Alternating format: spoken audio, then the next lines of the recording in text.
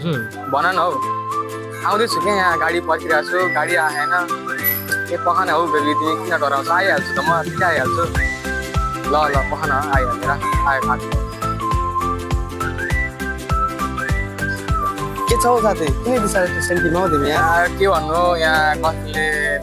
Film हेरेर जाउँ भनेर बोलाइरहेछ यहाँ गाडी पर्छ गाडी आउँदैन ल अनि तिमीलाई अहिले बोलाउ एप आएको थियो नि थाहा छैन के हो र बोलाएर भनेको बोलाउ एप भनेको नेपालकै आफ्नो राइड सेयरिङ एप हो नि ल हो र हो नि यो चाहिँ कसरी युज गर्ने र सुरुमा आफ्नो मोबाइलमा रहेको बोलो एप ओपन गर्नुहोस् त्यसपछि चुज योर डेस्टिनेसनमा क्लिक गर्नुहोस्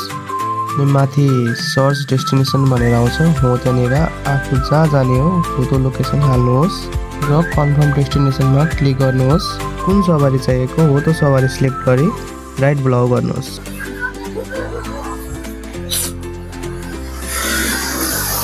ल साथी हेर्दा हेर्दै राइडर पनि आइसक्नु भएछ हो यार कति छु यार म त अब आजै गएर प्ले स्टोरमा गएर डाउनलोड गर्नेछु ल यार साथी ल जाउँ ल ओके साथी धन्यवाद र हजुरहरू पनि आजै डाउनलोड गरिहाल्नुहोस् नेपालकै राइड सेयरिङ एप बोलाऊ।